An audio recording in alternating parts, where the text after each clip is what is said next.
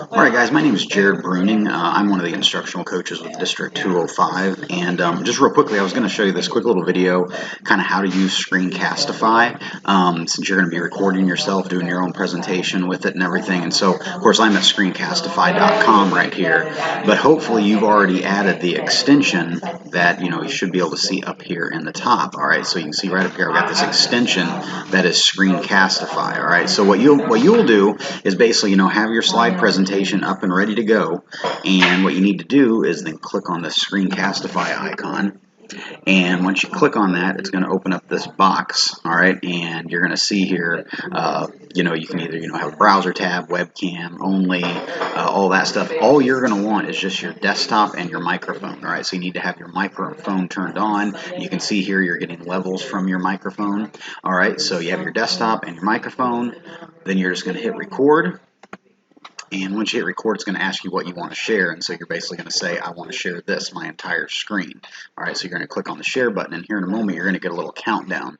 That's going to give you a countdown to recording. All right, so now it's recording for me. So I'm going to go ahead and, view my presentation here. So have my presentation running. And if you want to go ahead and hide this little box at the bottom, you can go ahead and hide that. That's fine. So here's my presentation. Of course, you'll be saying everything that you wanted to say during your presentation as the slides play through. Again, this isn't what you're going to be doing this presentation, but this is me, some of my American history stuff when I taught American history. So I'm going to click through, do all my information on each slide, and then when I'm all done, of course, I can just hit escape on my keyboard to get out of my presentation. And now you can see up here it says it's recording. I'm going to click on the Screencastify button again. And when I click on that again, that box will open up, and all I have to do is hit stop. I'm going to stop recording. All right, so now Screencastify has stopped recording. So now what Screencastify is going to do is basically say, how do you want to use this video? So I'm going to pause this real quick. So here's your video that you just made that just has your audio and your presentation on it. All right, now what you're going to want to do here is, of course, you're going to need to share it, all right, because you're going to want to share it, and I assume you're going to be sharing it on Google Classroom. So I'm going to click the share button up here, and it's going to give me some options here. So, of course, if you wanted, you could upload it to YouTube, but in this case, you're not going to want to do that.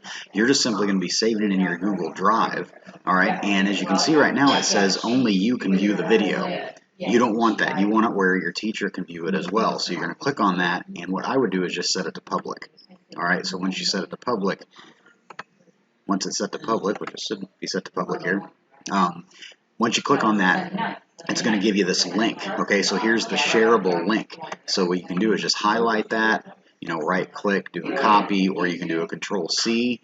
And now when you go back into Google Classroom, which I realize right here, you can probably link it directly, but if you go back to Google Classroom, you can then copy that link and put that directly and attach that to your assignment there in Google Classroom. That way your teacher can see it.